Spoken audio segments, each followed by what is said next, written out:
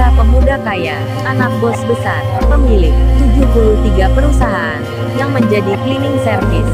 Episode 244. Setelah Iwan memutuskan kerja seperti biasanya, ia pun saat itu minta izin kembali ke tempat kosnya. Dan kini Iwan sedang tidak kerja. Ia menunggu besok pagi. Iwan yang di tempat tinggalnya saat ini sedang mencoba-coba baju yang dibelinya kemarin sewaktu di London. Sementara Ririn yang tiba di perusahaan tempat kerjanya Kauri. Ririn itu kini telah bertemu Pak Henry, pimpinan di situ. Setelah menjelaskan tujuannya, Pak Henry yang memang mengerti akan maksud kedatangan Ririn. Ririn itu segera dipersilahkan untuk menuju ke tempat yang dimaksud. Berjalanlah dirinya dengan diantar security lagi. Tak lama berselang, hanya beberapa langkah, Ririn pun tiba. Security-nya mempersilahkan.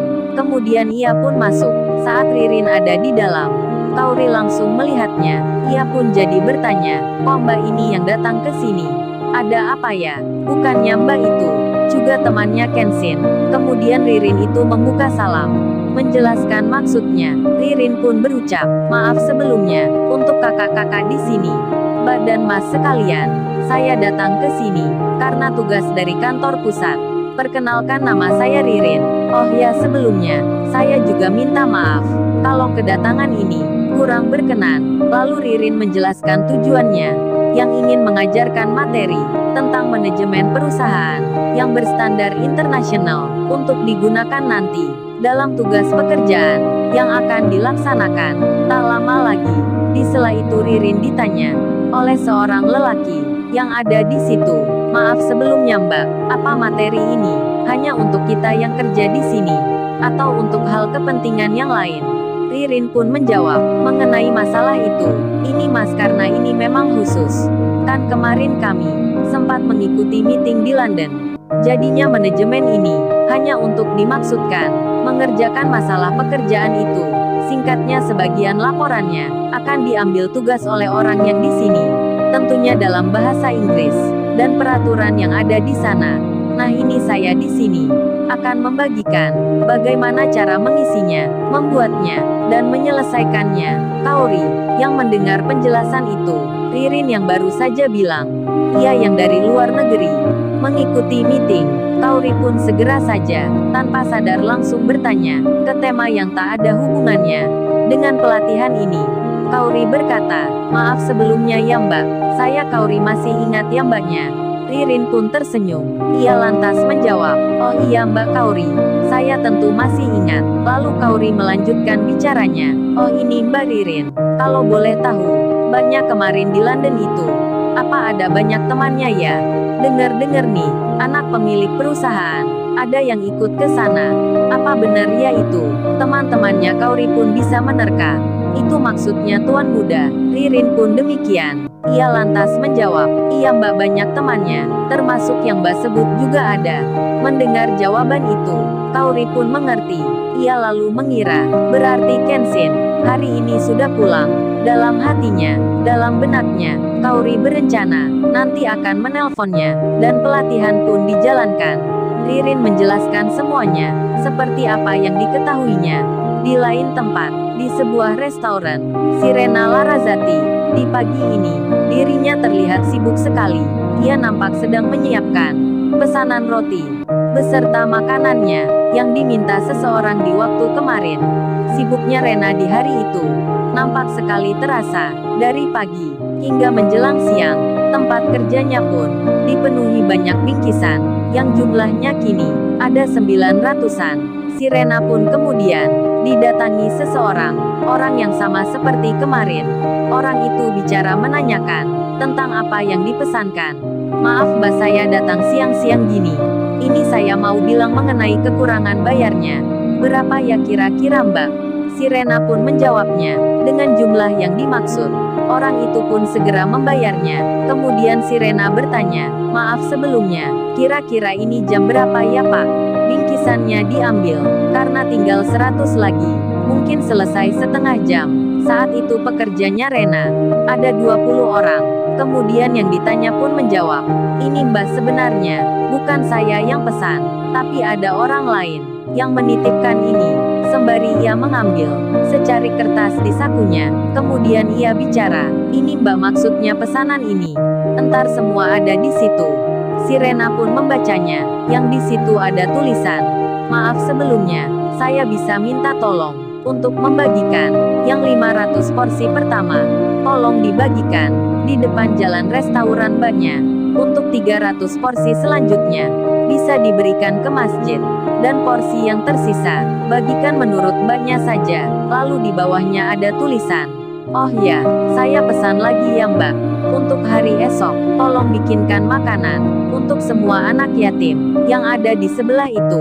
Diajak buka bersama ke restoran Mbaknya. Untuk biaya harganya, disebutkan saja." Si Rena membacanya. Ia belum mengerti siapa orang ini. Kemudian, si bapak yang memberikan catatan itu lalu bicara, "Ini Mbak saya mau bertanya, untuk pesanan besok, berapa ya harganya?" Orang itu mengeluarkan uang lagi. Si Rena pun menjawab, "Maaf sebelumnya ya Pak, siapa ya orangnya kok gak ada namanya?" Yang ditanya pun menjawab, "Mengenai hal itu gak seberapa perlu Mbak. Yang penting pesanannya ini bisa tersampaikan. Terus untuk besok berapa ya uangnya?" Si Rena terdiam. Ia memikirkan sejenak, apa ini Kenshin? Tapi Kenshin ada di luar negeri. Rena pun bingung akan hal yang demikian. Kemudian ia ditanya lagi, "Maaf Mbak berapa ya untuk pesanan besok?" Si Rena pun menjawab, "Untuk besok nggak usah Pak. Gratis aja. Biar saya bikinkan. Lagian itu untuk para anak yatim." Namun bapak tersebut malah bicara, "Jangan Mbak, ntar saya malah yang jadi nggak enak. Ini Mbaknya katakan saja, nggak usah khawatir masalah uang." Si Rena menyahutnya, "Bener Pak nggak apa." Namun orang itu langsung memberikan begitu saja sejumlah uang, ditaruhnya di meja, kemudian segera pergi, meninggalkan restoran. Si Rena pun makin tak mengerti siapa orang yang pesan ini.